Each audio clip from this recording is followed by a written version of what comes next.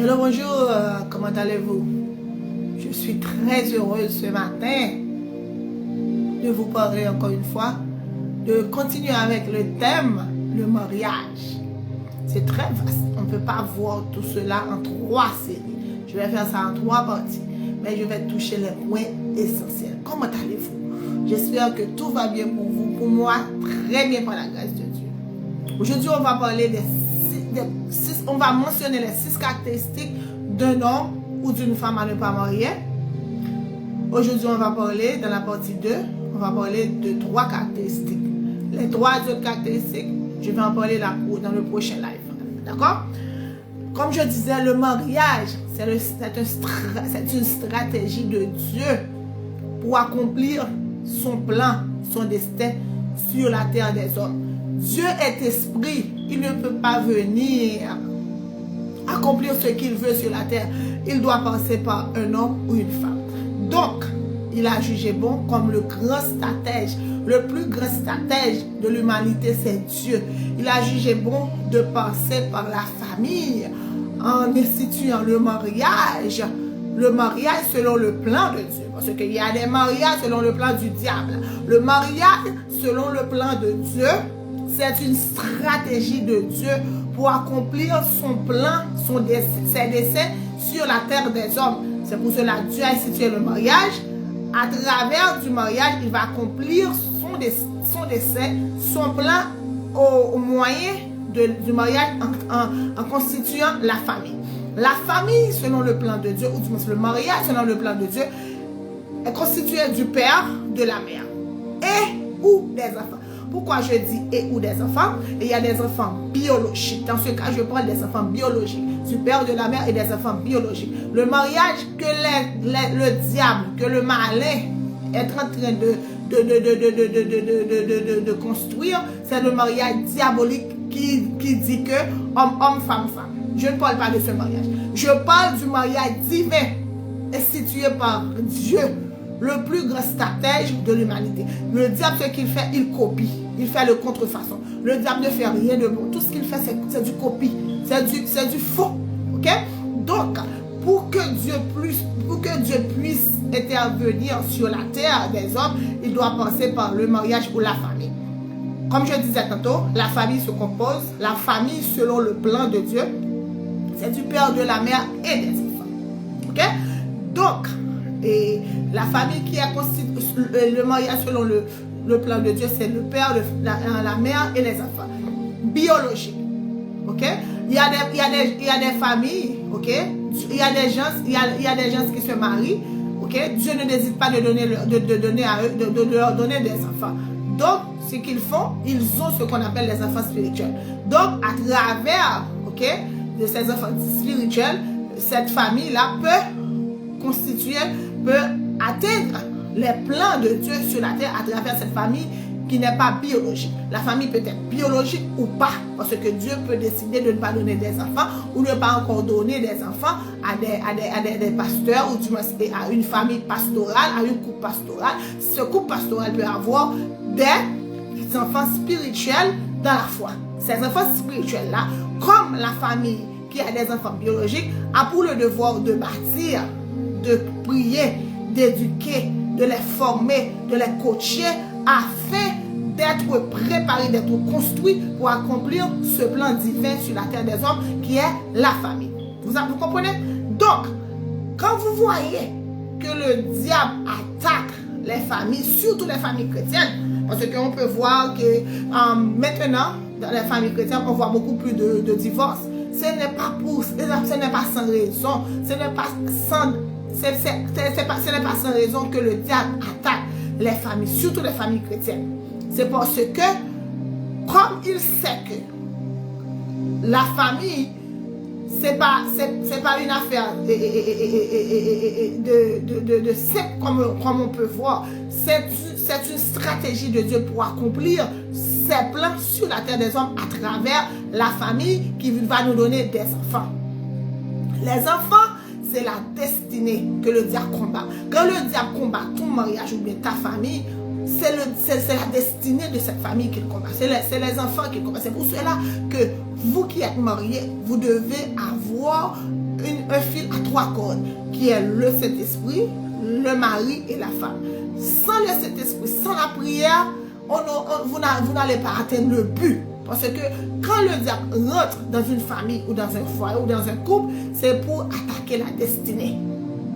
C'est pour attaquer les enfants. Parce que le diable voit qu'à travers cette famille, on va avoir d'autres chrétiens, d'autres personnes qui vont travailler à dessein pour le plan de Dieu sur la terre à travers les familles.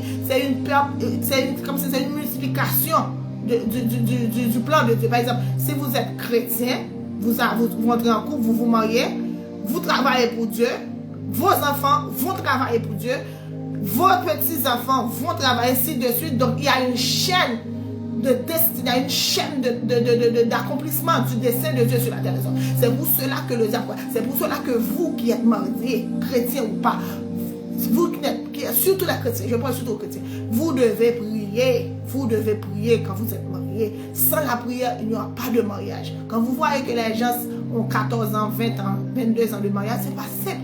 C'est une affaire de prière. Sans la prière, pour le couple, pour les enfants, pour le futur de vos enfants, il n'y aura pas de destinée.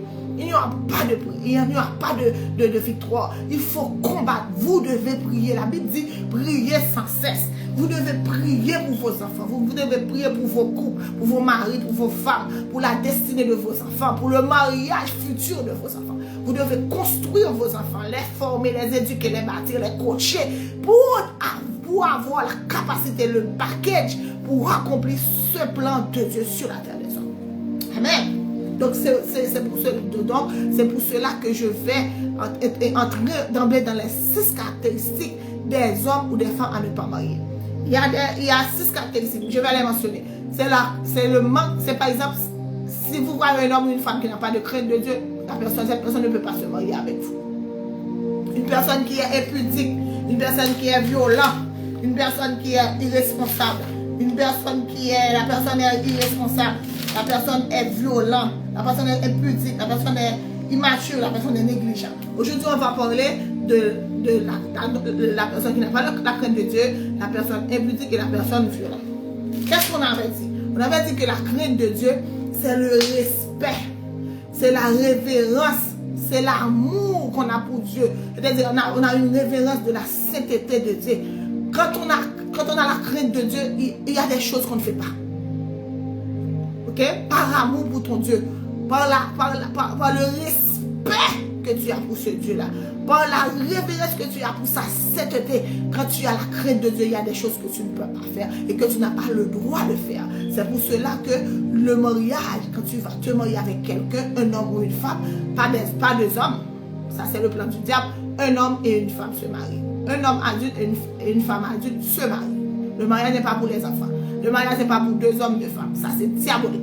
Donc, il faut, premièrement, avoir ça en tête, que la personne doit avoir la crainte de Dieu, doit avoir le respect pour Dieu, l'amour pour Dieu et la référence pour la sainteté de Dieu. La personne doit avoir l'humilité dans son cœur. La personne doit mettre Dieu en premier dans tout ce qu'il fait. Si vous voyez que la personne ne met pas Dieu en premier dans tout ce qu'il fait, il faut questionner Dieu pour dire Dieu, est-ce cette personne que tu as choisie pour moi comme fiancée demain qui sera ma femme ou sera mon époux? Il faut prier parce qu'on ne se marie pas par des rêves, par des émotions, par des prophéties. Si tu te maries par des rêves, par des émotions, par des prophéties, tu vas être divorcé par des rêves, par des prophéties et par des émotions. Le mariage, ce n'est pas pour les enfants, c'est pour des personnes adultes.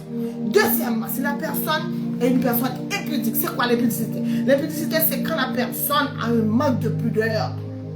La personne a un manque de contrôle de ses impulsions sexuelles. La personne a un manque de décence. La personne a une immoralité sexuelle. La personne pratique des relations sexuelles en dehors du mariage. Une personne impudique, c'est une personne à fuir. La Bible dit clairement, fuyez l'impudicité. Fuyez l'impudicité. Une personne impudique, il n'a pas le contrôle de ses impulsions sexuelles. Il a sa femme à la maison, il a envie d'autres femmes, il part. Il n'a pas le contrôle. Il doit demander, cette personne doit avoir une délivrance, cette personne doit avoir l'aide du Saint-Esprit pour contrôler ses impulsions sexuelles. Cette personne a une immoralité sexuelle. Cette personne pratique des choses bizarres, va avec homme, femme. Cette personne-là, il faut fuir cette personne-là. Ces personnes-là n'ont pas de pudeur. Ils s'habillent n'importe comment. On voit tout. Des choses intimes qu'on ne doit pas voir. La personne qui se comporte comme ça, qui s'habille, on voit tout en intimité. C'est une personne à fuir. La personne pratique des relations intimes en dehors du mariage. Cette personne a 2 femmes, 3 femmes. Par exemple, si la personne est fiancée avec toi, tu apprends qu'il a 2 petites amies à l'école ou à l'université. Il faut fuir cette personne. Si tu te maries avec une personne impudique, tu vas souffrir dans le mariage pour toute ta vie. Parce que les personnes impudiques, c'est difficile qu'ils délaissent ça ou qu'ils soient délivrés. Parce que, par exemple, si Dieu te dit dans 2 Corinthiens 6, 17, Dieu est clair avec toi parce que parfois ces personnes-là n'est pas changeable. Parfois, tu peux prier, tu peux jeûner, comme j'avais dit tantôt dans le live précédent. Tu peux prier, tu peux jeûner pour que cette personne change.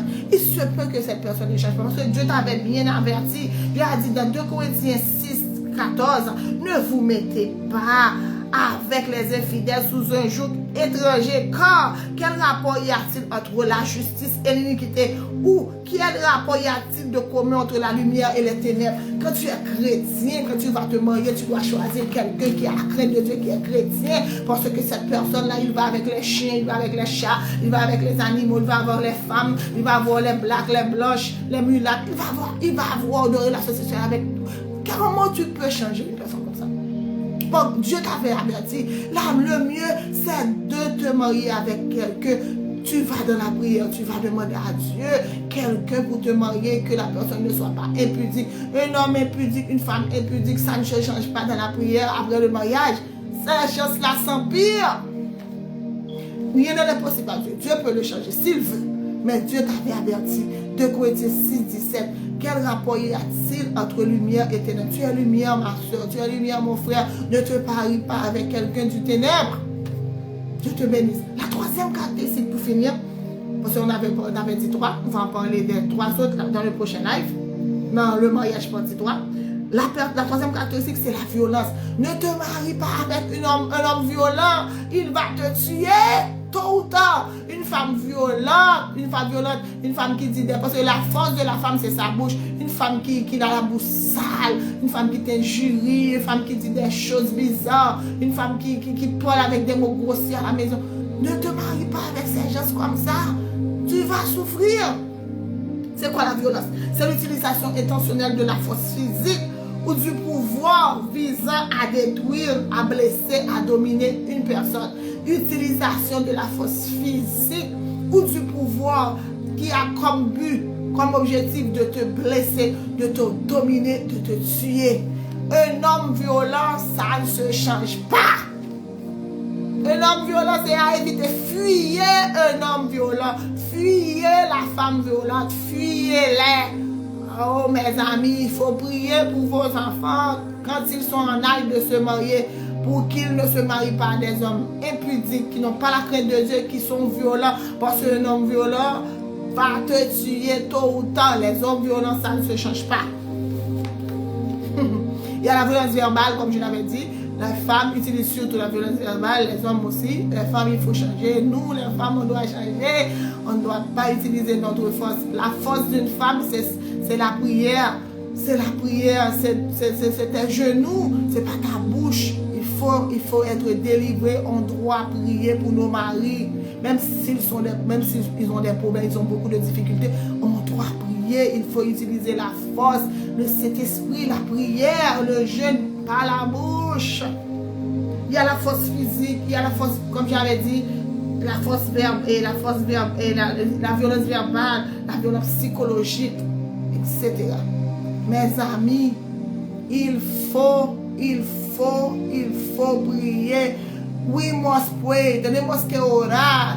Cuando nosotros vamos a casarnos, porque el casamiento no es algo del diablo. El diablo es alguien que copia la cosa, es alguien que hace al contrario de la Biblia.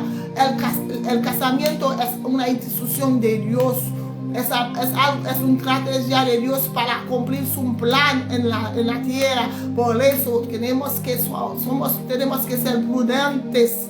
Porque cuando uno va a se casar, no se tiene que casarse con una persona que no tiene el miedo de Dios, que no tiene una persona impúdica, una persona violenta.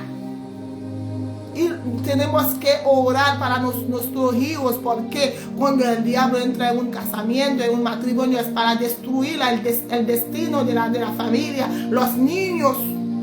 Señores, tenemos que orar, Nous devons prier, il faut prier, nous devons prier, nous devons prier, nous allons marier, les petits nous allons marier, pour nous pas faire n'importe choix.